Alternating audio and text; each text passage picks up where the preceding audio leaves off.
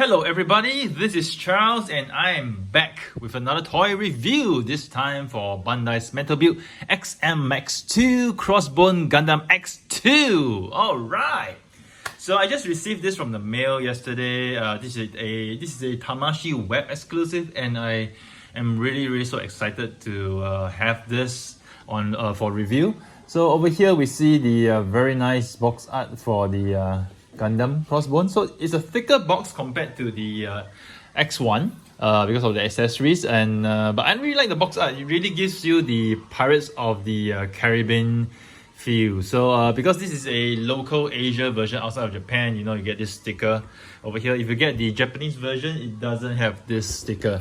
But regardless of Asian or Japanese version, it's all the same because every one of these are made in China. So it's no difference. Okay, so without further ado, so I'm gonna go through a review. Okay, so here's the figure. Let me first adjust the camera a little bit. Okay, so we do see here now X2 Crossbone Gundam. Really nice, and it seems to blend really well into the background of my table and the wall. So it's really cool. So I'm just gonna show him first without his backpack, however. So basically it's a total remold of the X1, exactly the same in all aspects, except for the imprint here it says 2 instead of 1, and apart from color differences, there's no other difference for this piece.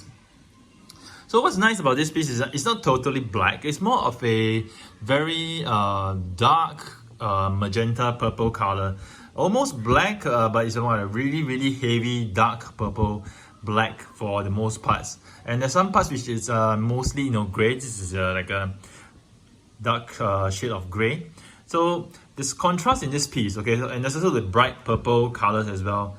So it's really not flat. The colors are really nice glossy, very glossy. For the metal parts, it's really glossy. So metal parts, like most metal build figures over here, is the inner frame. You get the joints at the elbow, the joints in the shoulder. You get this joint over here, the knee joints, the ankle joints, and the feet. Alright, and you also get the pelvic hip joints. Okay, all these are die cast. Okay, over here, this part as well. This part is die cast.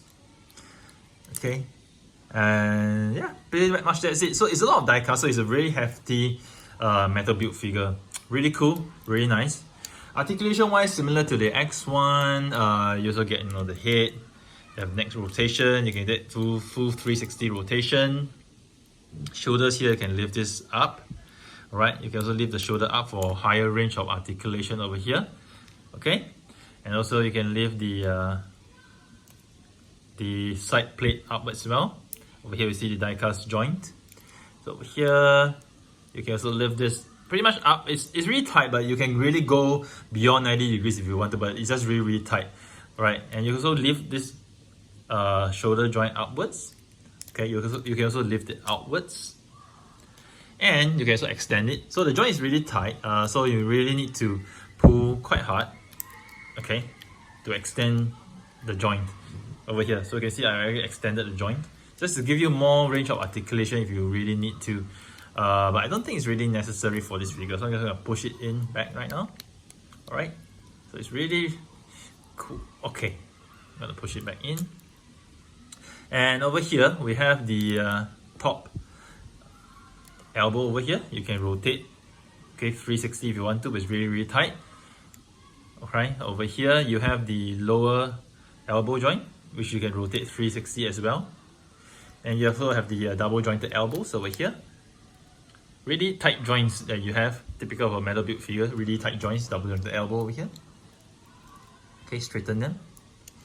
And over here, the wrist side. Okay,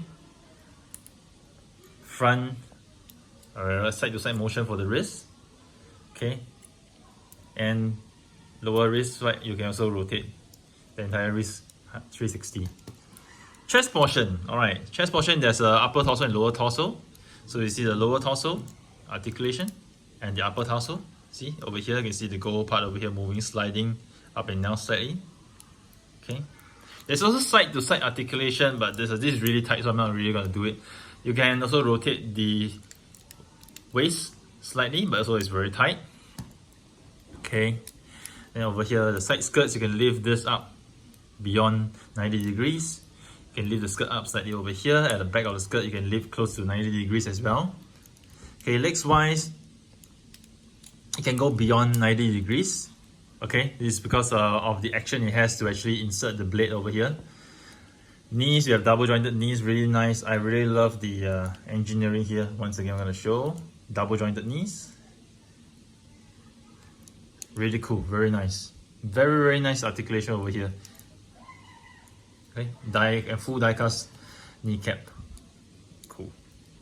Okay. And you can also move the joint sideways. It has the ability to move beyond this angle, but because the side skirt here is blocking, so you can't really go beyond that, but it can if this skirt is not around. Alright. And over here, we have some movement over here for the ankle guard. And very tight ankle joints. Okay, you can move back and forth. Okay, you can also move the feet backwards and forward if you want to. But it's really tight, so let me just move it in the video. Yeah, so you can move it forward if you want to, but it's really tight. Okay. Which is good because usually in figures, right, whenever the ankles or the feet are loose, they tend not to hold their pose and really fall off the display easily. So it's good that they have tight ankle joints for this figure. Okay, so when you display the figure, you have less fear of the figures toppling over due to weak ankle joints. Okay, so here, one is done, the articulation. Cool. So one more feature I have to highlight is the head. There's this lever here. If you actually push it up, okay, push it down. Let me see. Yeah, if you push it upwards, the mouthpiece will open. You see this silver mouthpiece. So the thing I like about this black piece is that the inner mouth is silver color. So compared to the X1, whereby because it's white in color, so even if you open the mouthpiece, you can't really see the color contrast because the silver and the white is really more or less quite a similar color tone. But over here for the black one, when you open the mouth, you can really see the contrast for the silver mouth at the back, which is really nice. And again, just another reminder, these are made of plastic, not rubber, so be careful when handling the figure so you do not break them. There is no spare piece for you. Alright, so cool. So here, I'm just gonna go put the figure on one side for now. And over here, you have the cruiser, okay, the docking cruiser. Okay, just gonna clean it a little bit. Really nice color as well. I like the gold color that stands. The contrasts really well with the dark magenta purple color. And of course, the silver linings, the bronze, silver, and gold, okay, coloring really stands out for this piece. Alright, so for the color, for the booster here, which is more of the I'll say copper and gold color, this is exactly the same color as the X1. Alright, so again, we see here, okay, you can see the details over here on how they're putting all the details for the coloring. Over here, this is more like a different tone of silver, copper color. Really cool. Right, so how to dock this, we just need to move this upwards, and we're gonna collapse this over here. Right, just wipe it a little bit. Push it here, making sure that these two pieces are aligned with the holes over here.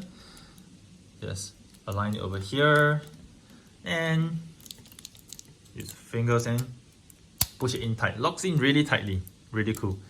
So over here, you can, if you are putting the the cape, you will tend to want to put this downwards so that the cape can actually flow underneath. Or you can just display him this way if you want to. It's just a matter of personal preference and personal choices. Okay, if you want to display him this as such. Okay, I'm just gonna adjust his ankles a little bit so that he can stand properly. Okay, he's standing decently now. Okay, not so well.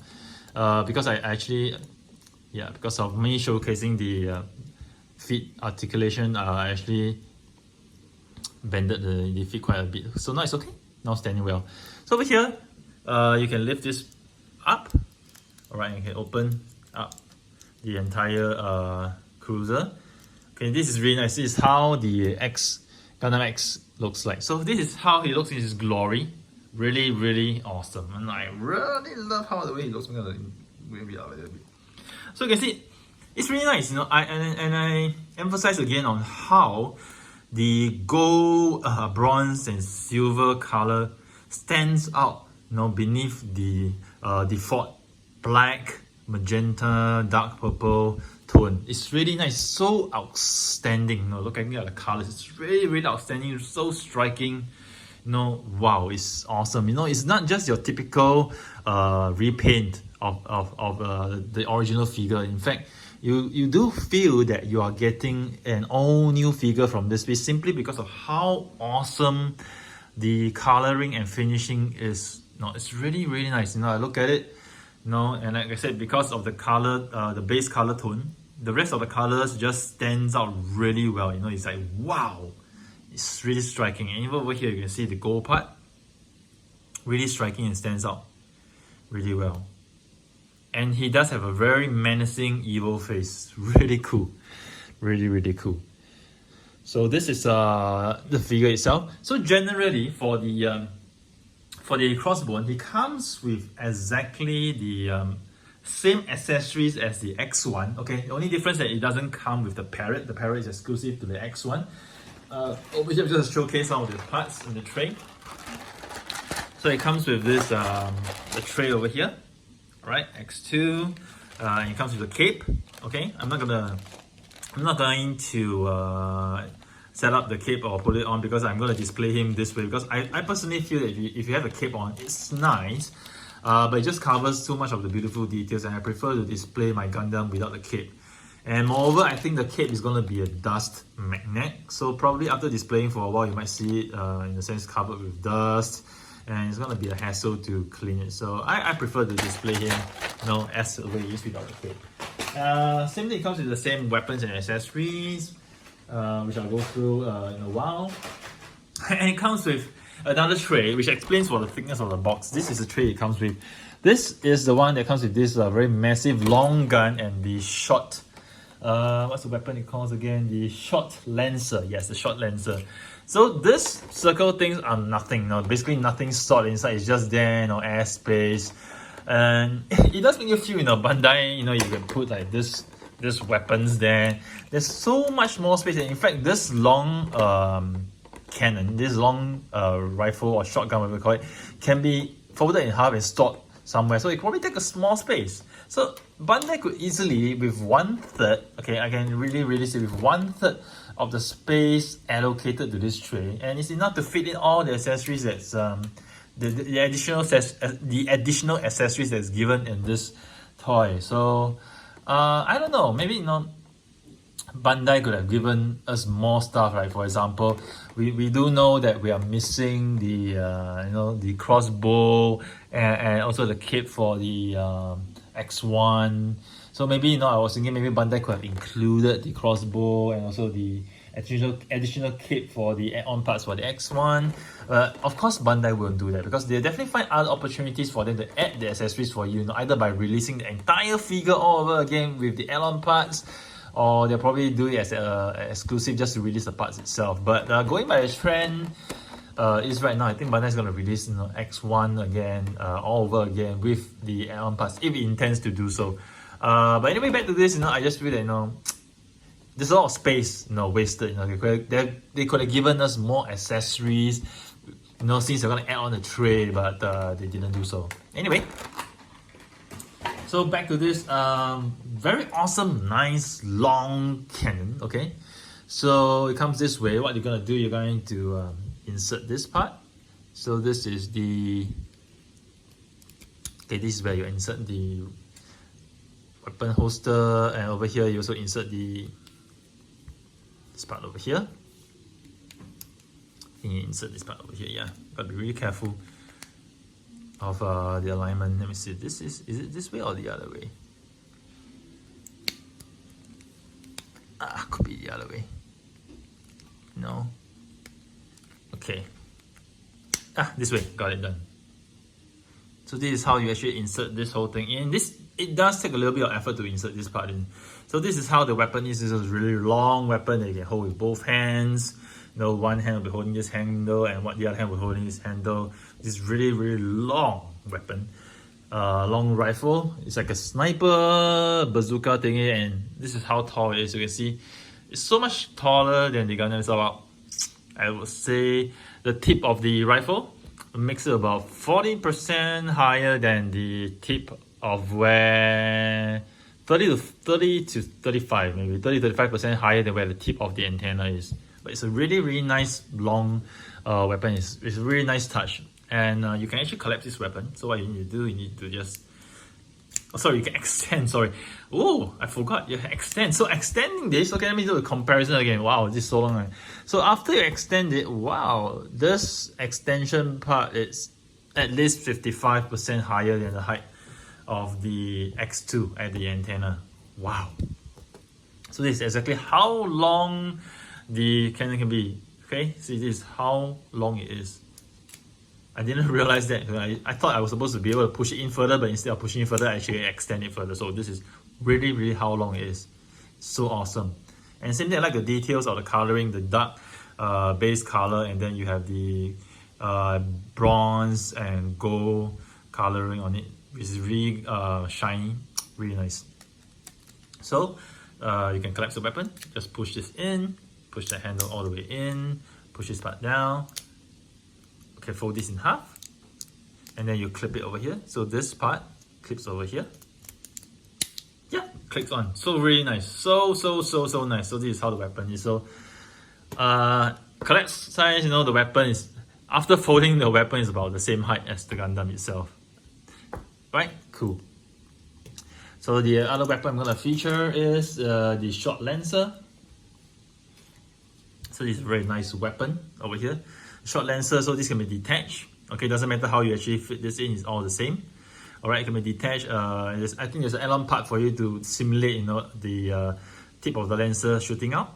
Alright, the lens, sorry, not lancer. This is a lens. So you gotta just slot this part in over here, joint, click, and this lens part can be actually extended as well. So cool. It's like the attacking part. So you know, you have this on your arm, and then you approach the enemy, and you extend your lancer, your lens, you know, just to have an extra damage. And I really like Bandai for the fact, you know, if you look at the inside over here, so most parts when you actually have it inside the hand, you won't be able to see all the details, but Bandai still pays attention to give you the details of the inner side of the short lancer, you know, which is really cool. And why I know this is called the short lancer is because the name is stated here on the weapon, short lancer. Alright, so if I didn't know the name of this weapon, I'll probably call it the lens. Okay, so this is called the short lancer. Okay, it's really cool. And also details over here, you can see instead of this having just a flat, you know, round piece, you know, Bandai gives you these lines inside here to give you extra detail for the weapon. So cool. Right, let's slot this in. So what we're gonna do, we are going to put the weapon on the this short lancer on X2. But before that, let me just go through the weapons again for some of the parts. Okay, we also have the extra head over here. This is the head with the eye patch. Okay, the mouthpiece doesn't move for this. Okay, the head with the eye patch over here. And then over here at the back of the Gundam, prior to the review, I actually removed this dagger handle. So this dagger handle is for you to actually put the dagger over here. You get two of this. Alright. And I'm just gonna put this back in here first, just in case I lose it after the review. Okay. So it's really easy to get this out. You just need to, you know, push the bottom over here and then it just pops out. Okay, cool. Then the other weapons you have, this is the gun, okay, the shotgun. Yeah, sorry, the mini pistol, yeah, pistol gun. Over here you have this. This is the sword piece, so you can either have the blade this way, okay, this straight blade, or you can have it more like a saber. So I think for a pirate, you know, this is more appropriate beam saber or beam sword for the Gundam. Okay, and over here we have the shield part that we can actually fit in over here. Let's fit it in.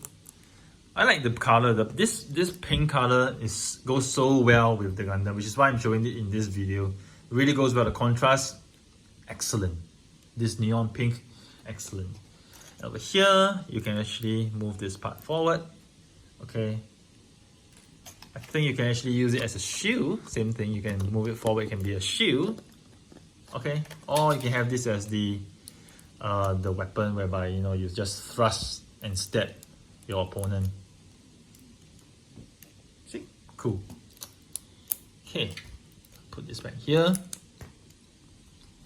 Alright, and also another feature that we have that I like very much for the Gundam Crossbone is that over here, the side skirt, in order for you to put the weapons in, you need to rotate this. Rotate this and then you show the pack for you to actually slot the weapon in. I mean, it's really nice, how do I say, feature or function, because maybe some people are very particular about how the item looks, or how the Gundam is on display. They don't really like the hole over here.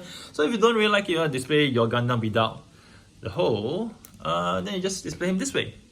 Alright? And if you really need to put a weapon, just rotate it in, and you can put the weapon in. And back to the weapons, as Berlin showed in the other features, you can actually combine the weapons if you want to. So this one, you can actually combine it over here, and you have a longer weapon that you need to have. Yeah. So okay, let me just take this out. So over here, you can actually slot the weapon in, but I'm not going to do it right now. I'm also go through the lens, short lancer. It's really cool. So in order to attach the short lancer on the hand, what you need to do first, you need to rotate the elbow 90 degrees. Okay, so it's facing downwards. Okay, next thing you want to do, you'll pluck out this hand, you'll take out this. Okay, get it out. Then over the short lancer, you'll take this piece out first, the handle. Okay, then you use the hand first that's meant to hold this. Easily you can just slot it in. Okay, the finger goes into the trigger. Then you'll put this back inside. Carefully. Yep. So it's inside over here right now. Okay. So for a short lancer, this thing, first you got to pull this out a little bit. Okay, because you're going to push it back later. So you pull this out a bit to give you some allowance. So this pack over here, this part, you'll catch on this part, this grey part. Not this part, but this part. So you're going to slot it in, you're going to align it together with the weapon. Okay, first you pack this in over here. Next thing, I'm going to pack this in over here, the grey part. You can hear the click. And once you're done, push this, lock it in place, and you have the short lancer attached to the arm. Now, I really like the look of this. It's so cool. And you can just push the weapon here, and you guys have this attack mode thingy. But for display, you most probably have it this way. So it's really cool. I really love how this short lancer is attached to the X-2. I'm not